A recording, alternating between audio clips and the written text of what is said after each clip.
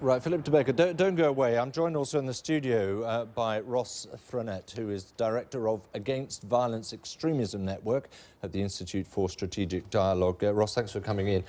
You heard the message there very clearly from Philip de Becker is you've got to be tough. In fact, you've got to get tougher. Is that the way to deal with this? Obviously, we don't think that you can avoid having criminal sanction for activities such as fighting for ISIS or other terrorist organisations. But we do also need to make sure we're balancing this with the knowledge that we're not going to be able to prosecute everyone. We need to prevent people from going, and even some of the people that are there, we need to get those people home. So while coming down hard on a certain number of individuals seems sensible in some respects, we actually need to see a little bit more focus on rehabilitation and working with families to get some of these guys home, face appropriate criminal sanction if necessary, but then reintegrate to society. Rehabilitation, Philip de Becker, is clearly a very important and worrying concern for many families. Do you feel that that is the right path also for Belgium? It certainly isn't the flavour of the month in the UK at the moment. Well, I think in Belgium we have tried to look for a comprehensive task force, and in that sense we are doing prevention. We're now cracking down on those people who have committed those acts and trying to convince people to commit terrorist acts also abroad. And thirdly, of course, you need to focus on rehabilitation of those people who are coming back, because they are terrorists who are homegrown. They're not foreign fighters on our soils. But can you say both? We need to crack down on those who come back and at the same time rehabilitate them?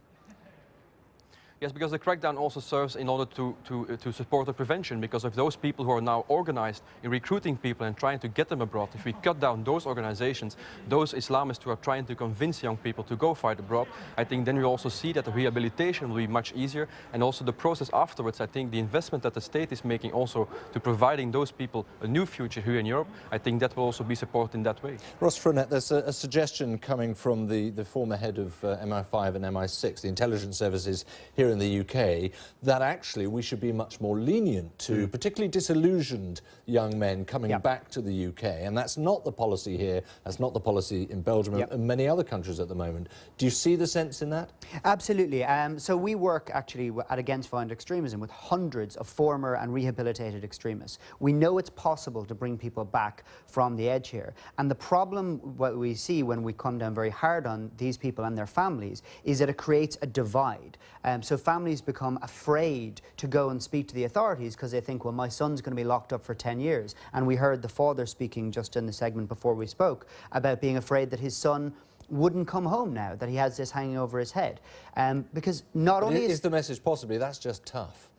Not really, because we actually need to make sure that families aren't afraid to come forward to the state to get help with these young people. And for the people that are actually coming home, there's no better counter-narrative than a fighter who's returned from ISIS, who stands up and said, listen, I was there and here are the reasons I left. It's not an Islamic utopia, it's not what they said it was, they're lying to you, don't let it happen to you. So there are all sorts of reasons, from providing our own security to prevention, that we need to be working in a more nuanced way on this and working with families, not against them. Philip de Becker, just one last point. Perhaps it's a Belgian point. This is a country which has many divisions, doesn't it?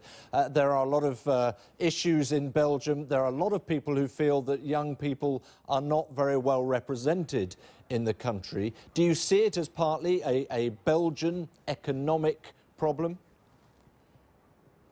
No, I don't think so. I see the problem in a much broader perspective. I think really these are people who are being indoctrinated by some other people and being convinced to go fight abroad. I think this really is an attack on our society, the basis of our society, and I think we have to do everything that we can to fight it.